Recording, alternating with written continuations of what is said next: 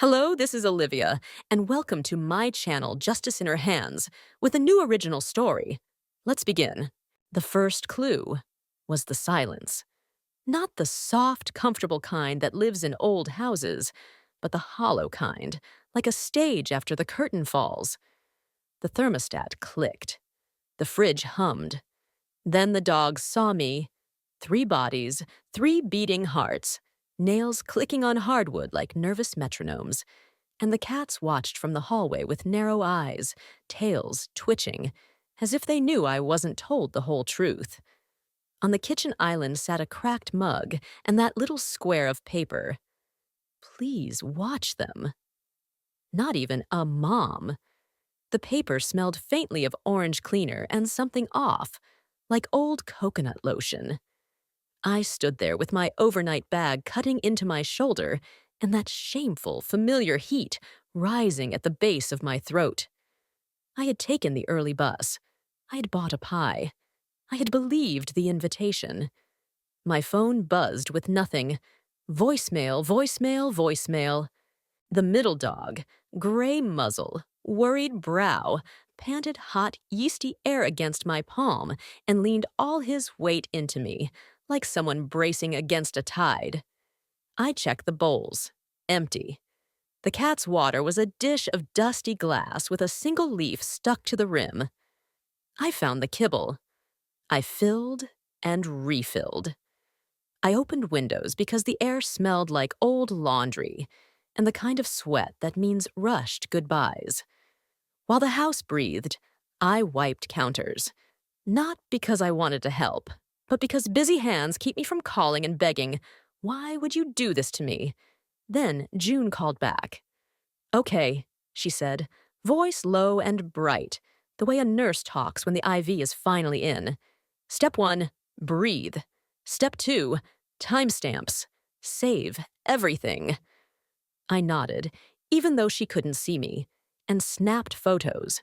The note, the empty bowls, the thermostat, the time on the stove clock. I told myself I was not being dramatic. I was gathering facts. The dogs settled, one by my feet, one in the doorway, one in the patch of sun that made dust float like glitter. For a minute, the house pretended to be kind. That's when the notification hit. I didn't want to look. I looked anyway. There they were. Evan shirtless under a white cabana banner, Tessa in a straw hat and something gold at her throat. The ocean behind them looked borrowed from a postcard. "Finally free," the caption said, followed by a laughing sky of emojis. Free from what? Their mother?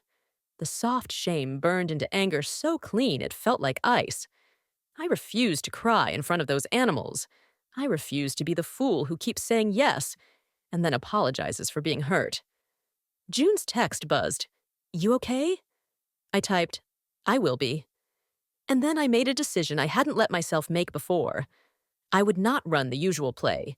No frantic messages, no teary voicemails, no forgiving it away for the sake of being invited back. I would keep the animals safe, keep records, and when they returned, I would not arrive small. I would arrive prepared. The gray-muzzled dog pressed closer, and I felt the slow, steady thump of his heart against my calf. It steadied mine.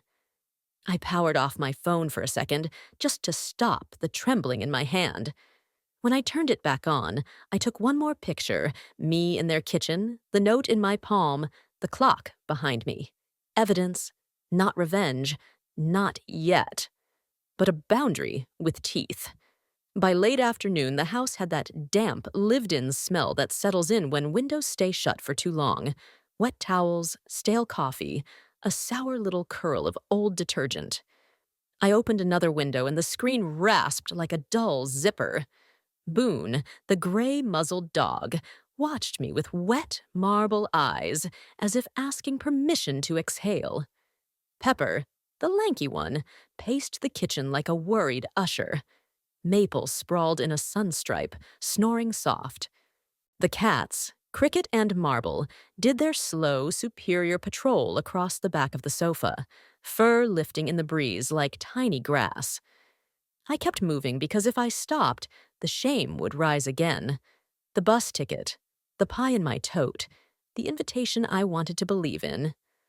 On the fridge, I found a magnet-clipped sheet, half torn. Boone, heart pill, morning and evening. No clocks, no dates. Just the kind of vagueness that lets guilt keep its shoes on. I took a picture of the list, then another of Boone's collar with the vet tag, and called the clinic. A woman put me on hold while a tinny piano tried to make me patient. My chest thumped in those hard, uneven beats that come when anger pretends to be courage. Yes, she said when she came back. Boone's do one small tablet twice a day. If he misses, he'll be okay. But keep it regular. I wrote it down in my notebook, ink catching in the groove of the page, like it wanted to remember harder than I could. I checked the cupboard. Not enough food for the dogs to make it through the weekend, and the cat's litter box was a gray hill. The numbers in my checking account flashed in my head like hazard lights. I could go home, let them come back to their own mess, and finally refuse. Or I could buy what the animals needed and keep receipts, like a grown woman handling a job she didn't ask for but was handed anyway. I chose the second because the dogs were watching me, because I was tired of being the one who flinched. June picked up on the first ring. "You're not weak," she said. "You're meticulous. Pet sitters charge real money. Document the rate, food, supplies, your time, everything." She said the words cleanly, like cutting fruit. When we hung up, I drove her old hatchback.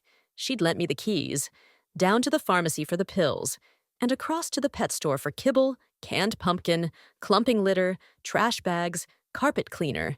My cartwheels clicked, and every click sounded like the word boundary. At the register, the receipt printed in a long white stream, warm under my fingers. I wrote the total in my notebook in careful letters. I took a photo of the trunk loaded with bags. Evidence without drama. It steadied me. Back at the house, a knock rattled the door. A man with a sunburned forehead and a baseball cap stood on the stoop, arms crossed. "You the sitter?" he asked. His voice had that neighborly edge, a warning wrapped as a favor. "Barking carried last night. HOA's cranky. They said they've had situations." He flicked a glance at the driveway, at me, at the cracked mug on the island behind my shoulder. I felt heat crawl up my neck, the old reflex to apologize for air molecules. Instead, I said, "I'm Evan's mother. I'll handle it." He softened half an inch. "Name's Conrad. We just like it quiet after 9. Boone leaned against my leg, and I could feel his heartbeat through my jeans. It anchored me. "You'll have quiet," I said. He nodded, left. Social consequence, noted. I wrote it down. Evening settled in the way worry does. First in the corners, then everywhere. I portioned food, hid Boone's pill in a spoon of pumpkin, scooped the box while Marble glared like a small monarch. I mopped the sticky ring under the note and left the paper where it was, edges curling. For a minute, I almost texted Evan. The message hovered in my head. This is not okay. I could see my thumb moving, the old choreography of surrender. I locked the screen and slid the phone away. Not tonight. I made another decision instead. I drafted a simple page in my notebook. Dates, start time, duties, itemized costs, standard pet sitting rate per animal per day, and a calm statement of expectation. No anger, just math and respect. Before bed, I set an alarm for dawn to keep Boone's pill timings even, then chose the guest room, not the master, because I wanted to keep one line clean in a house full of smudged ones. When I turned out the light, the clock's red digits pulsed against the wall like a slow warning. Sleep arrived in jerks. I let it. Dawn came in thin and gray, the kind that makes the world feel like a whispered apology. The kettle hissed. My coffee tasted like pennies. Boone took his pill inside a spoon of pumpkin, warm breath puffing against my wrist as he licked the spoon clean. Pepper hovered behind him, tail wagging with the worried rhythm of a metronome. Maple thumped once with her tail and returned to snoring, a little triangle of tongue peeking out. I wrote the time, 6:13, then spelled it out, 6:13 a.m. Boone pill administered, ate well, mood steady. The act of writing steadied me too, the way a handrail steadies a staircase you've climbed 1,000 times in the dark. I walked the fence line with my mug, steam curling into the cool air. The grass was stiff with dew, tiny cold knives against my ankles. Halfway down the yard, the gate latch wobbled in my hand like a loose tooth. Maple bumped it once, and the gate breathed open an inch. My stomach did that quick elevator drop. I shut it, photographed it from 3 angles, and jammed a spare carabiner through the hole. Not pretty, but certain. Back inside, I laid the receipts flat on the counter and smoothed them with my palm. The paper was still warm in a few places, like fresh laundry. I calculated a simple market rate per animal per day in my notebook and wrote it next to the word expectations, keeping my letters neat the way I used to when Evan was in grade school, and insisted neatness made the math feel kinder. By late morning, the sky turned the color of a bruise. Wind pressed its hands against the windows, and the first thunder crack landed like furniture dropped upstairs. Pepper started pacing hard circles. Boone leaned into my thigh until my hip bone ached. The cats became 2 furry exclamation points under the couch. I lit the stove and let soup breathe steam into the room, turned on the bathroom fan for white noise, and hummed a tune I didn't know I remembered. Another thunderclap. Pepper yelped, high and sharp. Easy, I told him, my voice catching on the word. I found Evan's old college sweatshirt in the laundry room and laid it on the floor. Pepper stepped onto it like a raft and calmed. The scent of detergent and rain braided in the air, and for a moment, I heard my own heartbeat returning to normal. A sharp knock jolted the afternoon. When I opened the door, Conrad stood with a paper in his hand and rain ticking from his cap. "Friendly reminder," he said, not unkind. "The HOA posted it last night for earlier barking." Boone's head poked around my knees like a worried uncle. I took the slip and read the line about excessive noise, the warning about fines, the tidy signature of community compliance. I felt the old reflex burn up my throat. Apologize first, absorb later. Instead, I said, "Thank you for bringing this to me." My voice sounded like a new pair of shoes, stiff, but mine. "I'm handling the animals and keeping the peace." He nodded, eyes flicking to the carabiner on the gate. "Saw you fix that latch. Good call. Storm'll blow it open." He hesitated, then added, "If you need an extra leash, we've got one." I wrote down the time of the knock, the contents of the notice, and that offer of a leash. Public consequence, documented. Also, unexpected kindness, noted. June called while rain drummed the gutters like 1,000 small fists. "This is labor," she said. "Not a favor, not a punishment. Write a welcome home packet. Log, receipts, rate sheet, expectations. So they see the work rather than your feelings first." Her voice carried that steady hum, like a generator keeping the lights on when the grid forgets you exist. After we hung up, I printed a cover page. Care log, Friday through Sunday, and slid every receipt into a plastic sleeve. Then I cleaned the hallway where a nervous Pepper had tracked wet paw prints. My knees complained, my lower back tightened and released. I let them. The house smelled like lemon cleaner, soup, and wet dog, which is to say, like effort. Evening sank fast. The power flickered once, then steadied. I was about to lock up when my phone buzzed with a name I knew too well. Tessa. Everything okay with the zoo? Her text read, "We'll be back late Sunday if flights cooperate." The word zoo landed like a slap I'd been promised I imagined. I took a screenshot. I put the phone face down on the counter, fingers tingling like I'd grabbed an electric fence and refused to let go. I did not reply. Boone sighed, a long old man sound, and rested his chin on my foot. I wrote the text into my log, verbatim, time-stamped, and tucked the plastic sleeve back on top of the stack. The storm moved east. The house exhaled. I set the alarm for dawn, turned off the lights, and told the dogs we were safe. I wanted to believe it. The house woke tight and anxious, the way a chest does before a cough. Boone ate his breakfast, but paused to swallow like the food stuck halfway down a stubborn road. A minute later, he sank onto his hip and let out a small, hollow cough. It was not loud. It was worse than loud. My skin prickled the way it does when thunder is still 5 miles away, but the air already knows.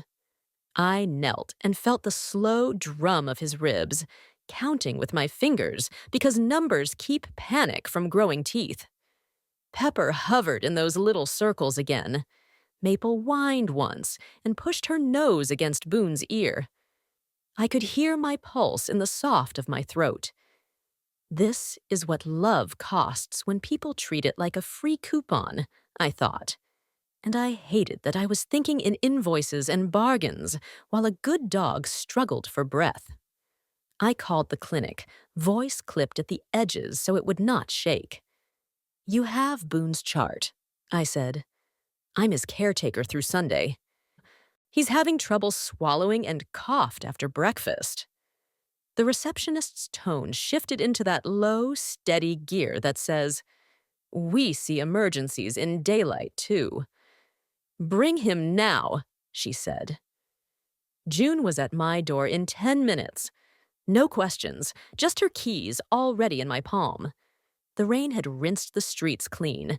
The air smelled like wet cement and hot rubber. Boone lay on a blanket in the back, his head on my knee. At a red light, I felt the tiniest tremor run through his jaw. "Easy, buddy," I said, and heard how small my voice went on that word. The clinic was bright in the way fear hates. Stainless steel, lemon antiseptic, a cheerful poster about dental chews. A vet in navy scrubs listened to Boone's chest and nodded in a way that meant she was talking even when her mouth was closed. "Likely a little fluid from his heart condition," she said, once we were in an exam room. "Not a crisis, but we'll adjust his dose and add a mild diuretic for the weekend. Watch for lethargy and coughing fits. If anything spikes, come back immediately." She typed, printer chirped, pages warm against my palm. I signed as temporary caretaker, wrote my name in the line that made me real, and handed over my card. The number on the slip was not small to me. It was not ruinous either. It was the shape of responsibility in ink. June drove us home while I held the pages and breathed like the nurse had taught me years ago. Square breaths, in and out, until the edges of the room returned to their regular shapes. At a light, my phone blinked with a message from a mutual acquaintance, a mom from the old soccer years. Her text was short. "You seeing this?"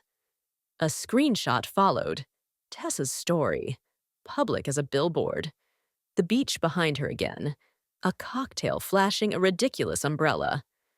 "Mom's on zoo duty," the caption said, followed by those cheerful faces that talk like they never met consequence.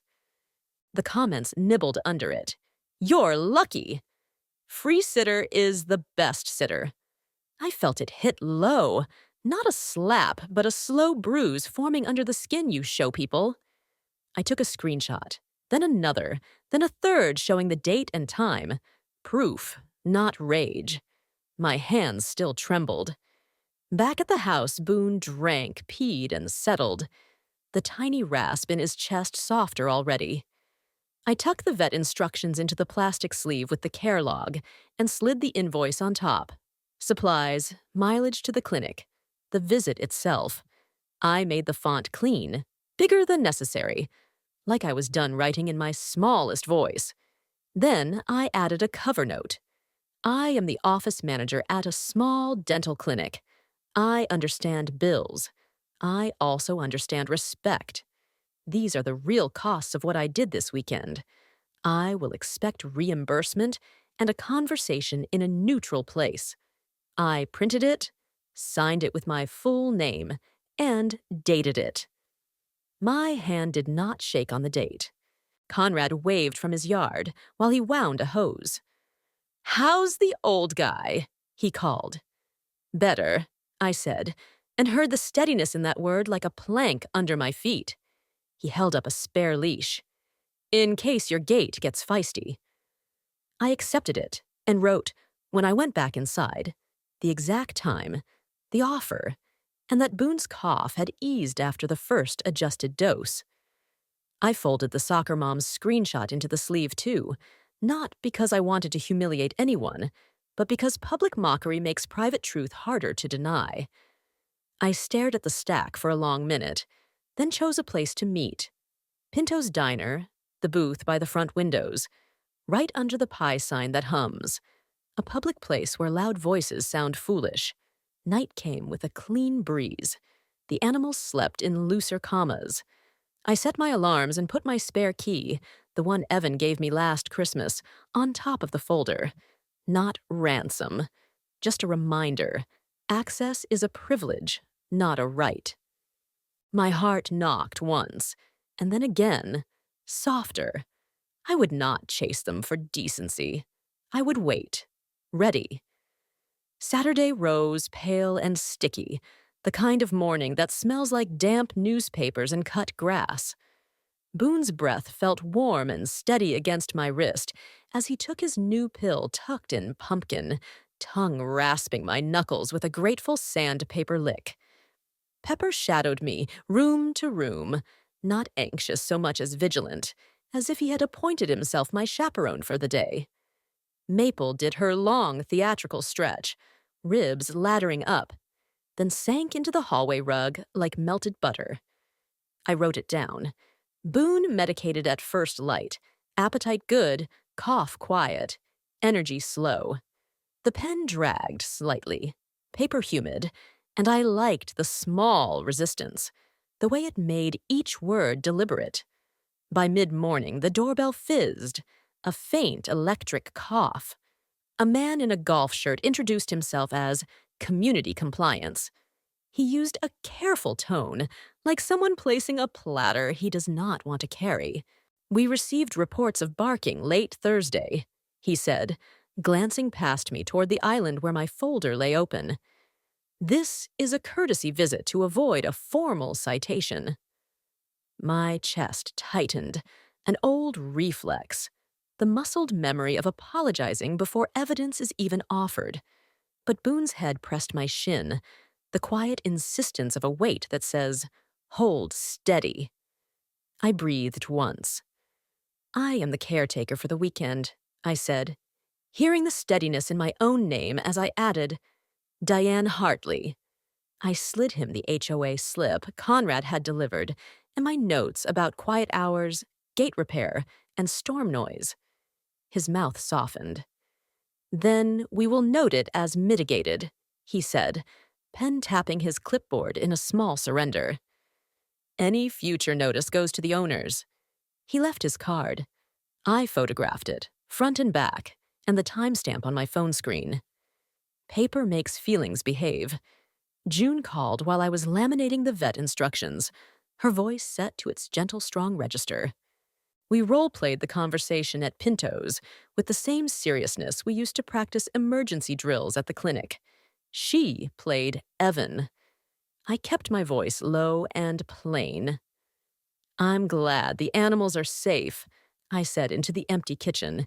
Here's the log with dates and times, the receipts for food and litter, the vet paperwork for Boone, and my rate for the work performed. I expect reimbursement in full and a change in how I am asked and respected going forward. My pulse did that deer-in-brush flutter and then slowed, like it remembered the path out. Good, June said. Make it easy to say yes. If they push, you pivot to facts. If they mock, you end the meeting. I wrote that line too. If they mock, you end. Near noon, a delivery driver appeared with a glossy bag that smelled like chilled lilies. For the zoo crew, he read from his screen. Confused smile parked between dimples. Inside was a resort gift basket, stuffed with a monogrammed visor, 2 tiny bottles, and a card scrawled in a breezy hand. Enjoy the freedom weekend. Love T and E. The word freedom stung in a new way, like a joke with a fingernail. I photographed the bag, the card, the courier label. I set the bottles aside, unopened beneath the packet of receipts. Not evidence of generosity. Evidence of the story they were telling while I was scrubbing paw prints from the tile. The afternoon stretched thin and trembly, a wire pulled tight. Pepper did a full-body startle at a garbage truck and then leaned into Evan's old sweatshirt the way a child leans into a quilt that knows his shape. I took the opportunity to finish the sheet June urged me to write. A simple rate, stated without apology. Per animal per day for dogs, a lower rate for cats, mileage to the clinic, cleaning hours rounded conservatively. I spelled every number in ink, not because I was being dramatic, but because clarity calms me. At the bottom, I wrote a single sentence. Payment is due upon handoff of the animals and review of the log. Near evening, my phone blinked with a new story. Tessa again. An overhead pool shot. Her caption bright and light as helium. Mom's got her spreadsheets again. The comments floated in, little gnats. She loves to help. Wish I had a free sitter. I felt my body answer in heat, an old grief waking up with greedy hands. I put the phone down, placed my palm on the folder, and waited for my breath to find me. When it did, it settled low and sure. I took screenshots of the story and the comments and slid them into the plastic sleeve, same as the rest. Public narrative documented, my narrative prepared. At dusk, Conrad knocked once and held up a simple white noise machine. For storms, he said, then shrugged, embarrassed by his own kindness. We used it with our old lab. Something unclenched in me. Thank you, I said, and meant it all the way down. After he left, I moved Evan's spare key from the folder to my pocket. Not as leverage, just a reminder to myself that I have choices. The house settled around me with the creaks of a ship, easing into calmer water. Boone's breathing deepened. Pepper's pacing shrank to a sleepy figure 8. Maple snored. I washed my hands in cool water until the sting left my palms, then set the folder on the table where the morning sun would find it. Tomorrow, I wouldn't be the person who apologizes before she speaks. I would be the person who speaks, and let silence do the apologizing for once. Sunday began sticky and wind-heavy, the kind of morning that makes curtains cling to their windows like damp shirts. Boone took his pill without fuss, breath warm and steady against my wrist. Pepper circled once and settled on Evan's old sweatshirt like a sentry finally off duty. Maple sighed into the rug, as if she had kept night watch and could now retire. I wrote it all down in the log, deliberate strokes that made my hand feel useful, medication given at first light, appetite good, cough quiet, spirits even. As I capped my pen, the gate out back rattled hard. One hard shudder, then another, and the carabiner I had added thunked like a metal heartbeat. The gust passed. The latch held. I took a photo anyway. Proof that preparation, for once, answered chaos before it chewed a hole in me. I cleaned the kitchen one last time, the citrus cleaner cutting the stale smell until the room felt bright and honest. The folder sat in the exact center of the island, steady as a square meal. Cover note, log, vet instructions in plastic sleeves, receipts flattened smooth, screenshots printed on crisp paper, rate sheet in plain language with every number spelled like a promise. At the bottom, payment due upon handoff, and a meeting at Pinto's Diner to talk about future boundaries. My spare key lay on top, not as a gift, not as a threat, only as a reminder to myself that access can be returned when respect is not. Around late morning, a voicemail dropped from Tessa, bright as tinfoil. "Hey, Mom! You're a lifesaver. We land late. Just leave the key on the hook and the receipts on the counter. We'll square it later, promise." The word promise slid cold. I saved the message, then wrote the time and gist into the log, because paper refuses to gaslight. My thumb hovered over reply, the old choreography waking up, ready to apologize for wanting dignity. I set the phone down instead and felt the stillness stretch until my breathing matched it. June arrived with coffee and a little bag of sticky notes, like we were labeling shelves at a rummage sale rather than building a spine. "2 copies," she said, her voice soft but firm. "One for them, one for you. Also, you'll bring the packet to Pinto's, not leave it here. Hand it over with your hand steady."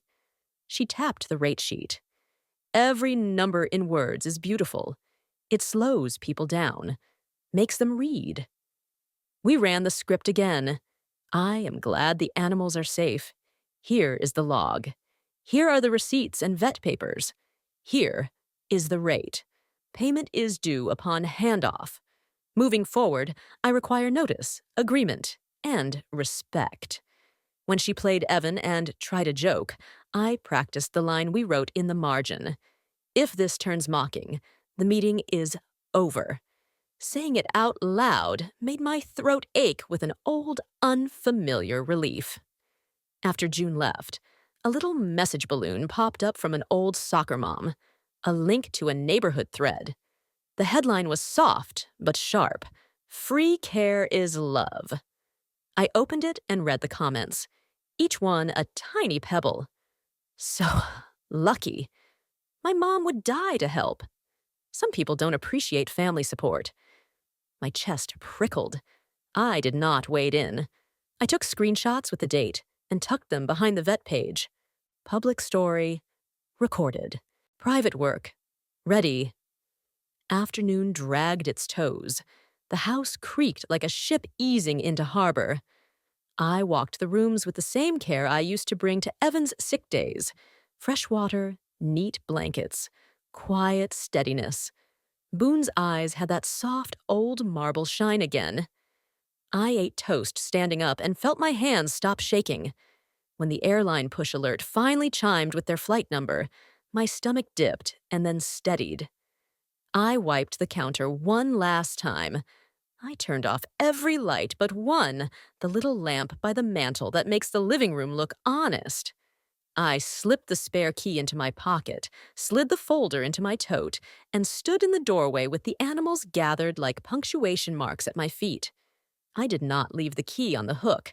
I did not leave the receipts on the counter. My voice would make the handoff. Not a note. Not a silence. Me. Headlights swept the living room like a slow searchlight, then cut. The front door rattled. A suitcase wheel thunked the threshold, and airport air, recycled and cold, pushed in with them. Tessa's perfume arrived a half step before her voice. "Hey, animals!" Bright, paper thin. Evan's smile skidded when he saw my tote on my shoulder instead of a note on the counter. The dogs detonated in happy chaos on the tile. Boone moved slower, nose pressed to Evan's knee, a soft old man whine. I knelt and felt his ribs steady under my palm. I stood. "I'm glad you're back," I said, voice low and even. "Handoff means review and payment." I set the folder on the island but kept my hand on it. "Here's the log. Every feeding, walk, and Boone's meds. Vet orders are here. HOA contact, too. My rate is on the last page." Tessa laughed a small, glittery laugh. "Mom, it's not that serious. We'll Venmo later." The word later made something old in me reach for an apology. I did not. "Payment is due upon handoff," I said. "Then we'll meet at Pinto's tomorrow for boundaries going forward." Evan rubbed the back of his neck, eyes sliding to the fridge like maybe a note would appear if he stared hard enough. "Mom, you know we're family." He meant cheaper. He meant invisible. "Family is why Boone saw a doctor and why the gate didn't swing open," I said, and slid the vet printout forward. "Family also means respect. This packet makes the work visible." The porch light next door clicked on. Conrad's hose hissed once, a soft witness. Tessa's smile went stiff. "You didn't have to do the most." I met her eyes. I did the necessary. Pepper pressed into my calf as if voting. Evan exhaled. "Fine. Tomorrow." He reached for the folder. I lifted a second copy out and set that in his hand. "This one is yours," I said. "The original stays with me. We'll settle at Pinto's at noon. I'll return the spare key then." The word noon landed in the room like a pin in a map. Fixed. Real. For a beat, I wanted to touch my son's face, the way I used to after long tournaments in heat, when his cheeks were salt, and I was the person who always had water. I let the wanting pass. I clipped Boone's medication sheet to the fridge with a magnet shaped like a cherry pie and left the tiniest note beneath. Evening dose. Already given. I turned off the lamp, the room folding back into its regular size. "Good night," I said, and stepped into the cool, metallic air of the driveway, my tote snug against my side. Behind me, suitcase wheels bumped toward the hall. Boone's tags chimed like small coins. I kept walking. Pinto's sounded like it always does. Silverware chatter, the pie case humming, coffee pouring in a soft, endless hush. The vinyl booth stuck lightly to the back of my legs. I laid the packet on the table where the sun made a neat square and set the spare key on top like a period at the end of a sentence I was finally willing to finish. My mouth was dry the way it gets before you speak into a microphone. I took one square breath, then another. They slid into the booth across from me, airport fatigue dressed as charm. Tessa's sunglasses stayed on for a beat too long. Evan's smile worked the corners, but not the center. The server, a woman with a name tag that read Nora, set down mugs and a small glass creamer. Coffee smelled like nerve and comfort. "Before we start," I said, and heard the steadiness of a table leg. "Boone's morning dose is noted here. He's stable." I tapped the first sleeve. "This packet shows the work. Food, walks, litter, vet visit, HOA contact. My market rate is on the last page. Payment is due upon settlement today. Then we discuss boundaries." Tessa flipped a page with 2 fingers like she was turning down a song. "Mom, it's overkill. This is family." The word family skimmed across the table like a flat stone. I felt it tug at an old rope. I let the rope fall. "Family does not mean unpaid labor," I said. "Family means honesty and notice." I was invited for a weekend. I arrived to an empty house and a note. Evan stared at the screenshots. His own caption, her pool photo, the comments about a free sitter. Pink climbed his neck. "That is not the best look," he said, voice low. Tessa laughed that glittery laugh. Come on. Everyone jokes. You love spreadsheets. The word love jarred me, sweet and sour at once. I love being asked, I said. I love choice.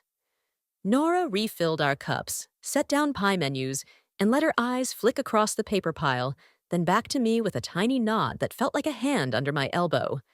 At the counter, June pretended to study a slice of lemon meringue. The pie sign hummed like a friendly witness. Tessa slid the packet back with a gentle push, meant to be soft power. "We'll Venmo later," she said. I placed my palm on the folder so it would not drift. "Payment today," I repeated, calm as a nurse reading a dosage. "The key transfers when the payment clears." Evan's jaw moved, a slow grind. "Mom, you're making a scene." I glanced around. Pintos breathed on. Forks clinked. No scene. A boundary. I slid the rate sheet to the top so the words faced him. "Every number is written out," I said, "so there's no confusion." He read. He swallowed. He nodded once, like something had finally found its hinge. "Okay," he said, clearing his throat. "I will handle it." Tessa's lips parted, then pressed flat, like a door reconsidering its slam. "Evan," she said, a warning wrapped in silk. He did not look at her. He looked at me. My heartbeat climbed my throat and then settled lower, like a bird finding a better branch. He pulled out his phone. "I can transfer now," he said. The world tilted, then corrected. My hands felt suddenly heavy but steady. "Thank you," I said, keeping my voice in the shallow end of the pool. "After payment, we'll set rules for future asks. No more surprises. Written agreement, notice, and respect." Conrad walked by the window with his leash looped like a smile, gave the smallest wave, and kept moving. Outside, a truck rumbled past. The glass made it a soft thunder. Inside, my coffee had gone cool. I took a sip anyway and tasted metal and relief. Tessa's fingers drummed once on the table. "Fine," she said, not meaning fine. The transfer screen glowed between us like a small lantern. The pie sign hummed on. I could feel the moment trying to tip backward into the old script. I kept it forward. Payment first. Then the rules. Then the key. The screen between us glowed a cool blue, the little progress bar crawling like a worm after rain. Evan's thumb hovered, then pressed. A soft chime, then a pause so thin you could slice it. "There," he said, but his voice tilted on the word. My phone stayed still, face down on the table like a calm hand. I let 10 slow breaths pass, coffee cooling into the tin taste nerves give it until my own screen lit up. Funds received. Cleared. Something inside me, a small, tight fist that had been clamped since the front door rattled on Friday, opened one finger at a time. "Thank you," I said. I slid the spare key to the center of the table, but did not let go. "Now we agree on the future." I turned the cover page and read the first line as if it were a recipe. No last-minute drop-offs. Written notice with dates and start and end times. Defined rate. Medical instructions on the fridge. No public jokes that turn my work into a punchline. Tessa's mouth made a polite oval. "Mom, we tease because you're so thorough." The word thorough brushed my skin the way a cold sleeve does.